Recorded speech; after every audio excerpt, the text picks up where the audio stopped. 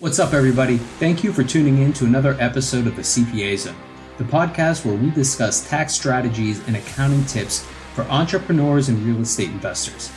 My name is Ryan Pulis, and our company, the Pulis Group, offers tax planning and advisory services for entrepreneurs like you. Whether it's bookkeeping, tax planning, or CFO services that you're looking for, we've got you covered. What's up, everybody? Ryan Pulis here with another episode of the CPA Zone. Today we're going to talk about Section 121. This is often referred to as the home sale exclusion. So Section 121 gives us the rules for excluding the capital gain on the sale of your primary residence. Now, that's key. This only applies to your primary residence. It does not apply to rental properties or gains on the sale of a second home. It needs to be your primary residence or your main home.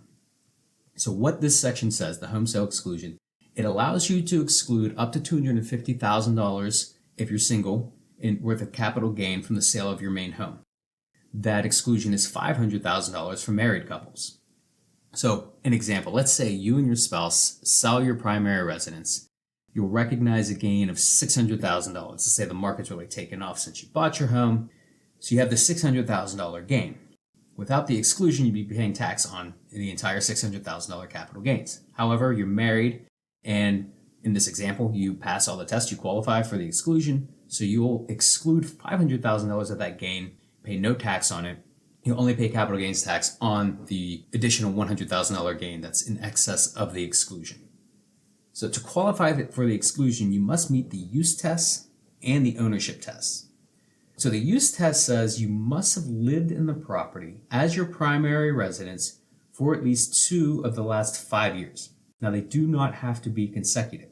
Any 2 years of the prior 5-year period is going to allow you to qualify under this test. The second test is the ownership test. Now, this says you must have owned the house for at least 2 years. If you're married, only one spouse needs to be the owner for those 2 years. However, both spouses must live in it for 2 of the last 5 years in order to see that entire $500,000 exclusion.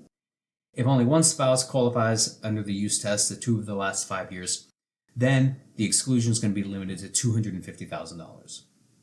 Now, for members of the military, there is a special rule that allows you to suspend the running of the 5-year period if you're active duty military. So that 5-year clock can be suspended for up to 10 years while you're out on active duty, which effectively makes the 2 out of 5-year rule a 2 out of potentially 15 years. So note that's out there, and work with a professional to do this. Make sure you qualify. There's a bit of nuance in there, but know that this is available for members of active duty military. You are limited to using this exclusion to once every 2 years. So you can't keep using it over and over. You use it once, you have to wait 2 more years before you can use it again. Now, I have personally used this exclusion before. We sold our house a few years ago, took that tax-free gain, used that to roll into a down payment on a bigger house that we're currently in now. I'm sure we'll use it again sometime in the future. So this is a great planning tool that anyone that owns a home can use, assuming you pass the various tests, use tests and ownership tests. Now, what if you rent out the property after you live in it? So let's say you buy a home, you live in it for a few years, and then you rent it out. So you can rent the property after living in it for up to 3 years. So you still have that 2 out of the last 5 years test that you're going to qualify under. You lived in it for 2 years as your primary residence. You can rent it out for up to 3 more years and still pass that test and recognize the full exclusion. Now, this only applies when you lived in it first. So you have to live in it first to recognize the full exclusion. If there's a period of rental use, otherwise there's going to be what's called non-qualified use, which we'll get into here shortly, which can adjust the exclusion a bit.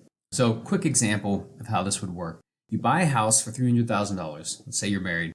You and your spouse live there for 2 years, then rent it out for 3 years and sell it for $700,000. You can exclude that entire $400,000 capital gain because you're married, you own the property for at least 2 years, and you lived in it for 2 of the last 5 years. You can exclude the whole gain. It's under the $500,000 exclusion limit. Now, one thing to note, depreciation recapture is not excluded under Section 121. So you will have some tax to pay for the depreciation recapture tax. That's a separate animal. This exclusion only applies to the capital gains, so the appreciation and value. So now let's get into where the non-qualified use comes in.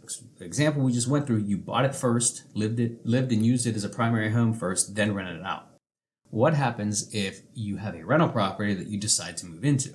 So non-qualified use refers to any period of time that the property is used for purposes other than your primary residence while you own it. There's an exclusion to the definition of non-qualified use, which comes into play after you use it as a primary residence. For example, the example we just looked at. So the exception applies to the 5-year period following the last day the property is used as your primary home. There is no exception for use prior to you using it as a primary residence. So we're going to have non-qualified use if it was a rental property that you moved into and converted to a primary residence. It's probably easiest to go through an example. So let's say you buy a rental property for $200,000. You rent it out for 3 years. Then you and your spouse move into the home and you live there for another 7 years. So a total of 10 years, 3 out of those 10 years you own the home are considered non-qualified. That was those initial 3 years as it was used as a rental. Now you sell the home for $500,000, which is a gain of $300,000. So we got a $300,000 capital gain in here. We're going to ignore depreciation recapture for purposes of this just to keep it easy. The amount of gain eligible for exclusion is prorated based on the period of non-qualified use. So in this example, 30% of the use is non-qualified, those 3 rental years out of the 10 total. We have a gain of $300,000. So 30% of that gain, or $90,000, is not eligible for exclusion. So we can exclude $210,000 of the $300,000 capital gain, and we'll pay taxes on the $90,000 that's not allowed to be excluded. That's how non-qualified use works. There are situations that allow for partial exclusions. So let's say you have to sell your home before you lived in it for 2 years. Circumstances changed, you had to sell sooner than expected. Is all lost? Well, no, it depends. The regulations address some reasons that provide for a partial exclusion. To qualify for partial exclusion, the primary reason for selling your home has to be due to a change of employment, health reasons, or unforeseen circumstances.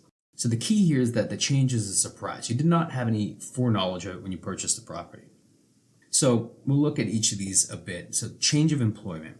Let's say you bought your house and then you had a change of employment. As long as the new employment is at least 50 miles or more farther away from your original place of employment, you can possibly qualify for this partial exclusion if you live there for less than 2 years. So there is a potential there. There's a bit of nuance again, so always work with a professional. One of the other reasons for partial exclusion is a health situation. So if you have a disease or illness that requires you to move in order to receive treatment or help cure or treat your condition, you might qualify here for a partial exclusion. It doesn't apply simply for general health. Like if you think, oh, well, my quality of life would be better if I lived here versus where I am now, that's not going to qualify. It has to be a reason where you need to receive treatment. Always a good idea to have a doctor's note to help support the claim. So again, a lot of nuance here. Be sure to work with a professional and get advice, but know this partial exclusion is available if health reasons are a cause, or could be available. There are other unforeseen circumstances. So these are things like having twins qualifies under this. I guess the government thinks you may need to upgrade to a larger home if you have twins. An involuntary conversion of your property is going to qualify under an unforeseen circumstance.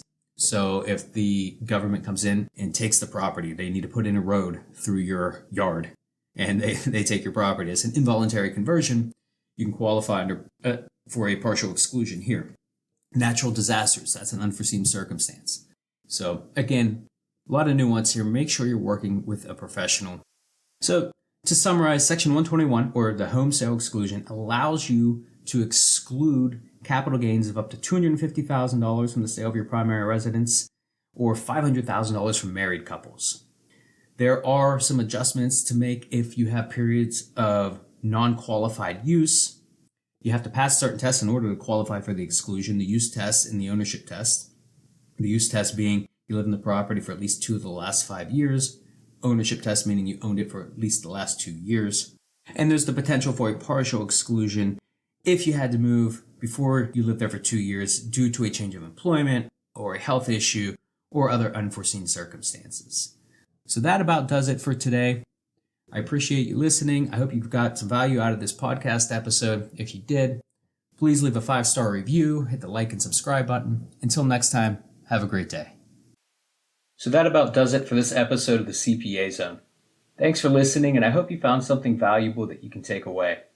We are taking on new clients, and if you'd like to work with us, then go to our website and fill out the client intake form on our contact page. This can be found at thepulisgroup.com/contact. That's THEPULICEGROUP.com/contact.